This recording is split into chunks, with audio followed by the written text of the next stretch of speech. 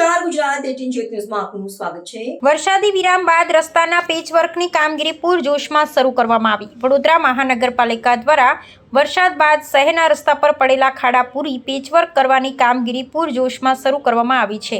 દૈનિક અંદાજે 2000 metric ton hot mix માલની જરૂરિયાત સામે પાલિકા પોતાના પ્લાન્ટ અને ખાનગી ઓપરેટરો મારફતે પુરવઠો મેળવી તમામ ઝોનમાં કામગીરી કરી રહી છે। રસ્તા નિર્માણ સમયે અધિકારીઓ અને કોન્ટ્રાક્ટરના પ્રતિનિધિઓની હાજરી ફરજિયાત બનાવાઈ છે તથા બેદરકારી સામે કડક કાર્યવાહીની ચીમકી અપાઈ છે। કામગીરી દરમિયાન નાગરિકો અને શ્રમિકોની સુરક્ષા માટે બેરિકેડિંગ કરવા સૂચના અપાઈ છે। લાંબા ગાળાના ટકરાવ સોલ્યુશન અને ટેકનિકલ ડિઝાઇન માટે કન્સલ્ટન્ટ્સ રોકવામાં આવ્યા છે। ચોમાસા પછી મોટા રસ્તાઓનું કામ હાથ ધરાશે, તેથી તંત્રએ નાગરિકોને ધીરજ રાખવા અપીલ કરી છે। વરસાદ ઓલમોસ્ટ ડલ થયું છે।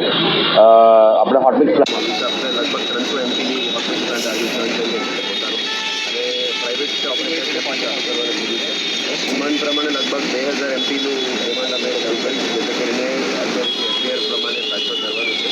જે જગ્યામાં ખાડો પડી ગયા છે, આલ્ટરનેટિવ રોડ આવી ગયા છે, તમામ વિસ્તારમાં આજે કામગીરી શરૂ કરવામાં આવી છે। જ્યારે અમને ડ્રાય સ્પેલ મળે ત્યારે પેચવર્ક કરી શકે। આજે વરસાદ નથી, આજે પેચવર્ક કરવાનું કામગીરી શરૂ કરી છે। અત્યાર સુધી 2-3 દિવસમાં અમે જે ખાડાઓ હતા ત્યાં ખાલી સીએનડી વેસ્ટ અને મોરમ જ નાખતા હતા। હવે બિટુમેન અને પ્લાન્ટ ચાલુ થઈ ગઈ છે, એટલે કામગીરી શરૂ કરવામાં આવશે।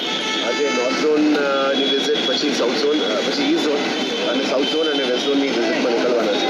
બેઝિકલી તમામ ડેપ્ટી એન્જિનિયર્સને એ સૂચના આપવામાં આવી રહી છે કે તમે ફિલ્ડમાં કામગીરી કરો, સૌથી પહેલાં લોકોને કામગીરી કરે છે એની સેફ્ટી પણ ધ્યાન રાખજો, અને જે જગ્યામાં કામ ચાલે છે ત્યાં પહેલાં બેરિકેડિંગ લગાવીને કામ કરજો, કારણ કે જે કામ કરવાની પદ્ધતિ પણ એક પ્રોસેસ હોય છે, એને પ્રોપર ઇમ્પ્લિમેન્ટેશન કરીને કામ કરનાર લોકોની સેફ્ટી એન્શ્યોર કરવાનું, અને જે પણ કામ કરે વ્યવસ્થિત રીતે ખાડો પુરાવાની કામગીરી હોટમિક્સ પ્લાન્ટનું પણ વિઝિટ લેવાના છે। આશા રાખી કે જ્યારે ડ્રાય સ્પેલ મળે અમે મેક્સિમમ પેચવર્ક કરવાનું નક્કી કરીશું। અને જે લોકોની ઝોન લેવલમાં પણ સપોર્ટ આપવા માટે રોડ ડિપાર્ટમેન્ટ પણ કીધું છે કે તારો ટીમ સંકલન કરીને કામગીરી કરવા માટેની સૂચના। સર, આપ માનો છો કે જે વખતે રોડ રસ્તા બનતા હોય તે જ વખતે જે અધિકારી મેન હોય તેનો ત્યાં ઊભું રહેવું પણ જરૂરી છે? 100% આસિસ્ટન્ટ એન્જિનિયર લેવલના અધિકારીઓ, અદરવાઇઝ વર્ક આસિસ્ટન્ટ લેવલના અધિકારીઓની ત્યાં હાજરી 100% હોવું જોઈએ, તો જ પ્રોપર રોડ બની શકે। ગયા વર્ષે પણ અમે લગભગ મોટાભાગમાં પેનલ્ટી લેવા માટે જ આના કારણે જ પેનલ્ટી લીધી હતી, અને અધિકારીઓ ઉપર પણ કાર્યવાહી એટલા માટે કરવામાં આવી કે જે રોડ બનતા વખત વર્ક આસિસ્ટન્ટ હોય, આસિસ્ટન્ટ એન્જિનિયર હોય, આ લોકો હાજરીમાં કામગીરી થવું જોઈએ।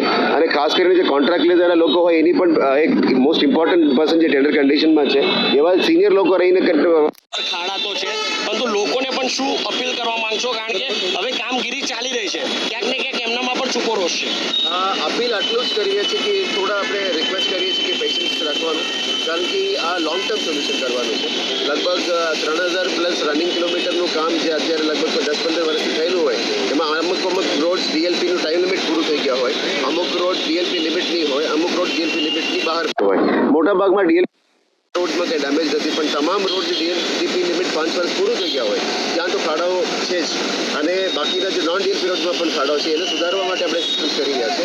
આ વખતે અમે જે લાસ્ટ યર કહેવા પ્રમાણે કન્સલ્ટન્ટને પણ લાવી રહ્યા છીએ, જે રોડ ડિપાર્ટમેન્ટમાં પહેલાં કન્સલ્ટન્ટ હતા જ નહીં, હવે દરેક ઝોનમાં પણ પ્રોપર ડિઝાઇનિંગ તેની જ લઈને રોડ ડિઝાઇન કરવામાં આવશે। જે આડેધડ રોડ બનતો હતો, હવે કન્સલ્ટન્સી વગર જે પ્રોપર મોનિટરિંગ વગર રોડ ચાલતું હતું, આ ઉપર સારો કરવા માટે પણ નક્કી કર્યું છે કે અમે રિક્વેસ્ટ કરીએ છીએ કે આપ લોકો થોડું પેશન્સ રાખજો, જેટલું વહેલા થઈ શકે તમામ ખાડાઓ પણ કરવામાં આવશે, અને જે મેજર રોડ કરવાનું રહેશે એ ચોમાસા પછી